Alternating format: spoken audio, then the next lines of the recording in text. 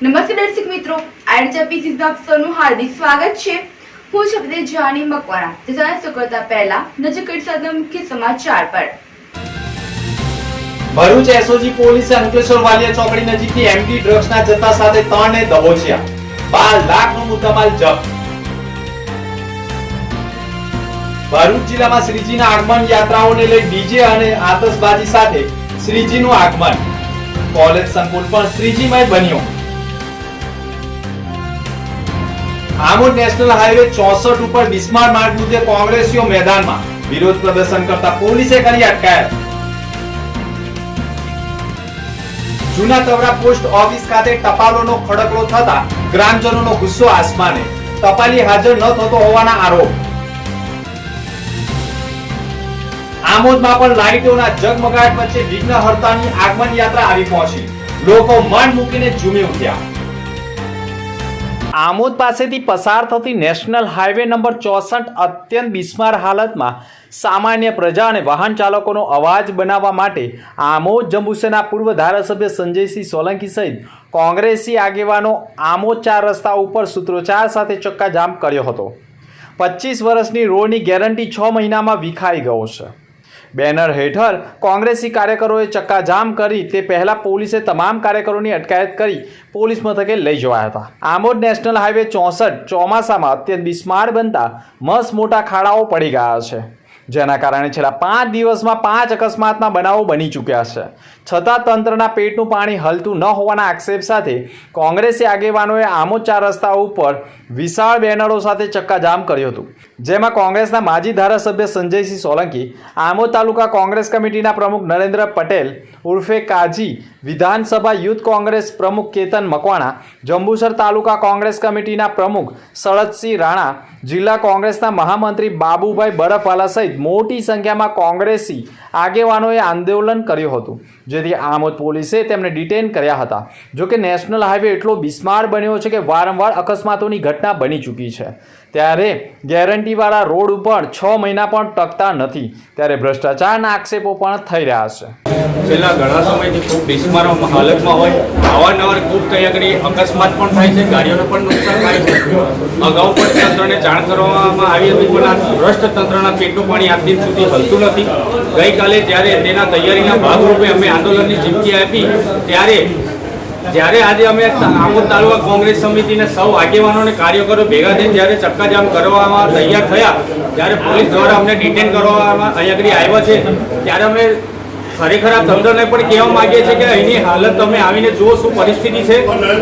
અહીંયા કોઈ તટસ્થપણે કોઈ કામગીરી સમારકામની પણ કરવામાં આવતી નથી, જેના કારણે આજરોજ આમોદ તાલુકા કોંગ્રેસ સમિતિ પ્રમુખ નરેન્દ્રભાઈ પટેલ તેમજ હું જાતે યુવા કોંગ્રેસ પ્રમુખ કેતન મકવાણા જ્યાં સુધી કમ્પ્લીટલી એનું સમારકામની બાહેધરી નહીં આપવામાં આવે ત્યાં સુધી અન્ન અને જળનો અમે ત્યાગ કરીએ છીએ। બી ડિવિઝન પોલીસ ચોકીની હદ વિસ્તારમાં પેસેન્જર બેસાડવા બાબતે 2 રિક્ષા ચાલકોની બોલાચાલીમાં મારામારી તેમજ જાનથી મારી નાખવાના પ્રયાસની ઘટના સામે આવતા પોલીસ મથકે ગુનો દાખલ થયો છે।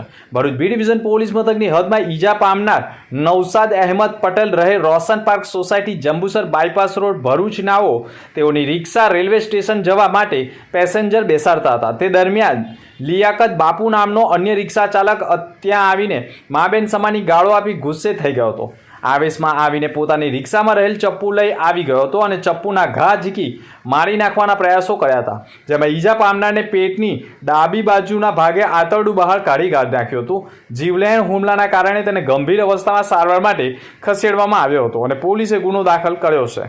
ભરૂચની હોટલ લોર્ડ પ્લાઝામાં આઈ ઇવેન્ટ્સની પહેલ હેઠળ યોજાયેલા કાર્યક્રમમાં ભરૂચ જિલ્લાના વિવિધ ક્ષેત્રોના પ્રતિભાશાળી વ્યક્તિઓ અને બિઝનેસ સન્માનિત કરવામાં આવ્યા હતા। પ્રકાશ મોદી પ્રમુખ ભરૂચ જિલ્લા ભાજપના અતિથિ પદે ઉપસ્થિત રહ્યા હતા, તેમના શુભ હસ્તે એવોર્ડ અર્પણ કરાયો હતો।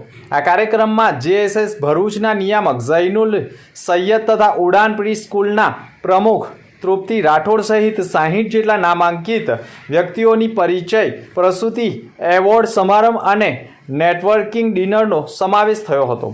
આ કાર્યક્રમમાં મોટી સંખ્યામાં લોકો જોડાયા હતા. ભરૂચ તાલુકાના જૂના તવડા ગામે એટીપી સ્કીમમાં પ્રથમ સમાવિષ્ટ ગામ આવેલ છે. આ ગામમાં નવા ભરૂચનું નિર્માણ થઈ રહ્યું છે. ત્યારે જૂના તવડા ગામે આવેલા પોસ્ટ ઓફિસમાં ટપાલોના ઢગલા જોવા મળ્યા હતા. જરૂરી ડોક્યુમેન્ટ છેલ્લા 15 દિવસથી ન મળતા ગામના લોકોએ પોસ્ટ ઓફિસ ઉપર દોડી જઈને ભારે હોબાળો મચાવતો. પોસ્ટ ઓફિસમાં ટપાલોના ઢગલા જોવા મળ્યા હતા. પોસ્ટ ઓફિસ પર ફરજ પર રહેલા ખુરશીબેન પ્રજાપતિએ કહ્યું હતું કે છેલ્લા 12 તારીખથી ટપાલ વિતરણ કરતા ગૌરવભાઈ મોહનભાઈ પટેલ પોસ્ટ ઓફિસ પર હાજર થયા નથી અને આ બાબતની જાણ અમોએ વારંવાર ભરૂચ હેડ પોસ્ટ ઓફિસે કરી છે. ત્યારે હેડ પોસ્ટ ઓફિસમાં પણ કોઈ જ ધ્યાન ન આપવામાં આવતું હોવાના આક્ષેપ કર્યા છે. જેના પગલે હેડ પોસ્ટ ઓફિસને પણ જાણ કરવામાં આવતા ગામ લોકોના આક્રોશ બાદ અધિકારીઓ દોડતા થઈ ગયા હતા. વોર્ડ નંબર 5માં દહેજ રોડ ઉપર આમ આદમી પાર્ટીનો ગુજરાત જોડો જનસભા કાર્યક્રમ ભરૂચ જિલ્લા આમ આદમી પાર્ટીના પ્રમુખની આગેવાનીમાં યોજાયો હતો. આમોદ નગરપાલિકામાં આ વખતે આવનારી ચૂંટણીમાં આમ આદમી પાર્ટી દ્વારા તમામ ચૂંટણી લડવા માટે ભરૂચ જિલ્લા પ્રમુખ પિયુષ પટેલ જાહેર કર્યું છે. આવનાર સમયમાં ભરૂચ જિલ્લા પંચાયત, તાલુકા પંચાયત અને નગરપાલિકાની ચૂંટણીઓ આવે છે. તેવામાં આમોદમાં પણ તમામ સીટ ઉપર ચૂંટણી લડવા માટે આમોદમાં પણ આમ આદમી પાર્ટી મેદાનમાં આવી છે. કોંગ્રેસ અને ભાજપમાં આમ આદમી પાર્ટી આવતા તર્ક વિતર્ક ઊભા થયા છે. આમ આદમી પાર્ટીના પ્રમુખ પિયુષ પટેલે પણ આમોદ નગરપાલિકા ઉપર ભ્રષ્ટાચારના આક્ષેપો લગાવ્યા છે. ભાજપ અને અપક્ષ હળીમૂળી સરકાર હોવાનો આક્ષેપ કર્યો છે અને ભારે આક્રોશ વ્યક્ત કર્યો છે. અત્રે ઉલ્લેખનીય બાબત એ છે કે આગામી સમયમાં યોજાનારી ચૂંટણીમાં ભરૂચ જિલ્લાના પ્રમુખ પિયુષ પટેલે પણ આમોદ વોર્ડ નંબર 5 ખાતે આવી નગરપાલિકા, જિલ્લા પંચાયત અને તાલુકા પંચાયતની તમામ ચૂંટણી લડવા માટેનું જાહેર કર્યું છે. ભરૂચ જિલ્લામાં સમસ્ત મુસ્લિમ સમાજ આગેવાનોએ મોટી સંખ્યામાં કલેક્ટર કચેરી ખાતે એકત્ર થઈ આપેલા આવેદનપત્રમાં આક્ષેપ કર્યો છે કે ભાવનગરની કુંભારવાડા શાળામાં 79માં સ્વતંત્રતા દિવસના કાર્યક્રમ દરમિયાન રજૂ કરાયેલા નાટકમાં સ્કૂલની વિદ્યાર્થિનીઓને બુરખા પહેરાવીને મશીન ગન સાથે આતંકવાદી તરીકે રજૂ કરવામાં આવ્યા હતા. આ ઘટનાથી મુસ્લિમ સમાજમાં ભારે રોષ ફેલાયો છે. તો ભરૂચમાં મુસ્લિમ સમાજે આક્ષેપ કર્યો છે કે આચાર્ય અને શિક્ષકોએ જાણતા અજાણતા મુસ્લિમ મહિલાઓને બદનામ કરવાની કોશિશ કરી છે તેવું તેમનું માનવું છે. આ નાટકથી વિદ્યાર્થીઓ, વાલીઓ તથા ઉપસ્થિત જનસમૂહ પર માનસિક અસર થઈ છે અને ધાર્મિક લાગણીઓ દુર્ભાઈ છે. જેથી સરકાર અને પોલીસ તંત્રને સ્કૂલના આચાર્ય અને સંકળાયેલા શિક્ષકો સામે કાયદેસરની કાર્યવાહી કરવાની માંગ કરી છે. તો આ સાથે અમદાવાદના મણિનગર નજીક આવેલી સેન્થન ડે સ્કૂલમાં 2 વિદ્યાર્થીઓ વચ્ચે થયેલી મારામારી દરમિયાન વિદ્યાર્થી નયન સંદાણીનું દુઃખદ મૃત્યુ થવાની ઘટના સમાજમાં આક્રોશ ફેલાવી રહી છે. આ ઘટના સામે પણ ભરૂચ જિલ્લાના મુસ્લિમ સમાજે તીવ્ર પ્રતિક્રિયા આપી છે અને ગુજરાત સરકાર અને અમદાવાદ પોલીસે આ ઘટનામાં કડક પગલાં ભરે તેવી માંગણી પણ કરી છે. તેઓ કહ્યું છે કે મૃતક વિદ્યાર્થીને ન્યાય મળે અને હત્યા કરનારા આરોપીને કડકમાં કડક સજા થાય તેવી માંગ ઉઠાવી છે. ભરૂચ જિલ્લા વિસ્તારમાં યુવાધન નશાના રવાડે ન ચડે તે હેતુથી ભરૂચ પોલીસ દ્વારા ડ્રગ્સ ઇન ભરૂચ કેમ્પેન ચલાવવામાં આવી રહ્યું છે. જે અંતર્ગત સ્પેશિયલ ઓપરેશન ગ્રુપની ટીમને ડ્રગ્સના વેચાણ અંગેની મળેલી બાતમીના આધારે અંકલેશ્વરની વાલિયા ચોકડી નજીક આવેલ ઓમકાર 2ની સામે ન્યૂ સિટી કોમ્પ્યુટરની પાછળ બાબાનાથની ચાલમાં રેડ કરતા આરોપીઓ પાસેથી એમડી ડ્રગ્સનો જથ્થો મળી આવ્યો હતો. પોલીસે શુભમ સંજય પરિહાર રહે નીલકંઠ સોસાયટી ઓએનજીસી વર્કશોપ પાસે અંકલેશ્વર તથા જગદીશ સેલા ભરવાડ રહે 22 રચના નગર રાજપીપળા ચોકડી અંકલેશ્વર અને વસીમ રાજા હનીફ શેખ રહે 144 મન્નત સોસાયટી આંબોલી રોડ અંકલેશ્વરની ધરપકડ કરી હતી અને તેઓ પાસેથી 79,400ની કિંમતનું એમડી ડ્રગ્સ, મોબાઈલ અને કાર્ડ મળી અંદાજે ₹12,04,000નો મુદ્દામાલ જપ્ત કરી કાયદેસરની કાર્યવાહી કરી છે. ભરૂચ જિલ્લામાં બુધવારે ગણેશ ચતુર્થીને લઈ શ્રીજીની સ્થાપના માટે યુવક મંડળો અને વિસ્તારના લોકોમાં ઉત્સાહ અને ઉમંગ વચ્ચે શ્રીજીની આગમન યાત્રાઓ પણ લઈ આવ્યા છે. ત્યારે અબીલ ગુલાલની છોડો, ફૂલોની છોડો વચ્ચે ઢોલ નગારા અને ડીજેના તાલે ગરબાની રમઝટ વચ્ચે શ્રીજીની આગમન યાત્રાઓ મોડી સાંજ સુધી ચાલુ રહેતા બુધવારની સવારથી શ્રીજીને પંડાલમાં સ્થાપિત કરવામાં આવનાર છે. ભરૂચ જિલ્લામાં શ્રીજી ઉત્સવનો ઉત્સાહ અને ઉમંગ વચ્ચે બજારોમાં પણ ભારે ભીડ જોવા મળી હતી.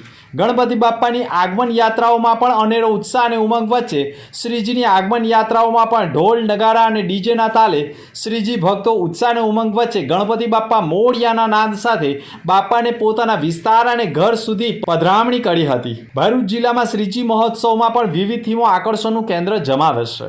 ભરૂચમાં જાડેશ્વર રાધાકૃષ્ણ સોસાયટીમાં પણ ફાઇબરના શ્રીજીનું સ્થાપન કરવામાં આવે છે, જે ગણપતિ બાપ્પાની આગમન યાત્રા પણ જાડેશ્વર ચોકડીથી નીકળી સ્થાપનાના પંડાલ એટલે કે રાધાકૃષ્ણ સોસાયટી સુધી આવી પહોંચતા શ્રીજીને ઉત્સાહ અને ઉમંગ વચ્ચે ડીજેના તાલે લઈ આવ્યા હતા. આવી જ રીતે ભરૂચના સરકાર તથા ઓમ નમઃ શિવાય યુવક મંડળ અને રચનાનગર યુવક મંડળના શ્રીજીની પણ ભવ્ય આગમન યાત્રાઓ જાહેર માર્ગો ઉપરથી નીકળતા લોકોમાં આકર્ષણનું કેન્દ્ર ઊભું થયું હતું.